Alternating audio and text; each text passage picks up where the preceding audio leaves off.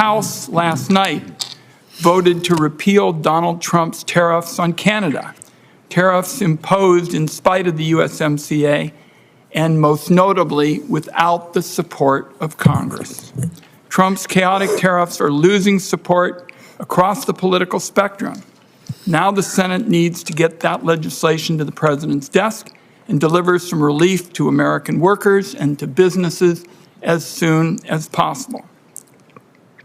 With respect to today's topic, let me start by talking about the fact, as noted, the USMCA is a good agreement that passed with extraordinary bipartisan support. There were senators who, as my colleagues know, had never voted for a trade agreement, and they joined forces for a bipartisan agreement here. That agreement promised to open up export opportunities for American farmers and businesses, and it promised strong standards on labor and the environment. Let me tell my colleagues this morning that at some point I will be shouting this from the rooftops, but today I will be a little bit quieter. But I want people to know that without strong trade enforcement, trade agreements are not worth the paper that they're written on. A trade agreement can't achieve its intended goals unless it's strongly enforced. Since Donald Trump took office last year, his U.S. trade representative has not begun a single enforcement case under USMCA. It hasn't even taken the first step. As a direct result, there are real and legitimate concerns about USMCA not living up to its promises.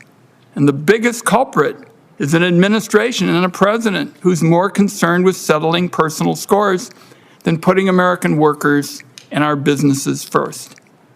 If the executive branch won't do its job, then the United States Congress needs to take back its constitutional power over trade. And I want to make it clear that I believe Congress should have a bigger say on trade and tariffs and on holding the executive branch accountable for actually enforcing trade deals, which is not getting done now. For the first 4 years after the USMCA was implemented, things were looking up. Trilateral trade reached $1.9 trillion in 2024, up nearly $400 billion. U.S. manufacturing hit an all-time high of nearly $3 trillion in 2024.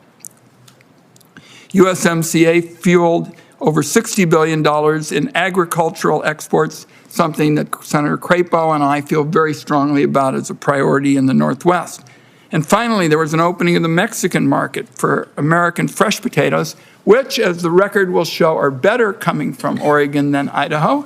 But this was a big, big deal after 2 decades of unsuccessful talks. Then Donald Trump took office. Since then, random slapping of tariffs everywhere in sight. There was havoc on our supply chains, chilled investment, and driven our allies towards our enemies. U.S. manufacturing contracted for the 10th straight time in December with slumping orders and higher input costs. Exports to Canada, a hugely important trading partner, fell 23%. Canada is strengthening instead its economic partnership with China, which could have enormous impact on Americans and car manufacturers. So the Finance Committee is meeting today to talk, and I look forward to working with all my colleagues to talk about what comes next. Early signs indicate that Donald Trump is considering tearing up USMCA. Now, why would that be? I guess he wants to throw out tariff threats and bully other countries no matter the damage to American jobs, trade, or national security. If Donald Trump wants to yell at somebody for not doing their job on USMCA, my own take is he ought to look in the mirror. The fact is, USMCA delivered real wins for Americans. It included strong rules on labor and environment and new enforcement tools, with special credit to our colleague who sat down there, Senator Sherrod Brown, and I was pleased to be able to join him when he put together the rapid response mechanism to actually enforce trade laws. It created new opportunities for jobs and economic growth in innovative sectors like digital trade and services, another area where the chairman and I have some joint interests. And it strengthened supply chains and political alliances with our neighbors, promoting North American competitiveness in global markets.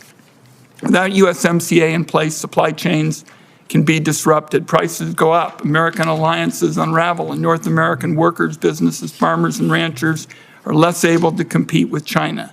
That's why USMCA was backed by such a broad alliance. Stakeholders across the political spectrum, from labor to business to college professors, pushed for the passage of the bill. And as was noted, 89 votes. You can't normally get, I see Chairman Brady here, normally you can't get 89 votes around here for ordering a soda.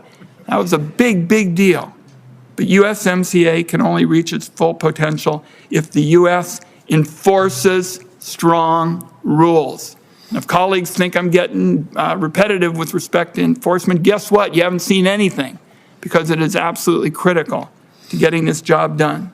So let me close by saying USTR should use this 6-year review to deliver for farmers and workers and small businesses high-skill, high-wage jobs that gives families an opportunity to prosper.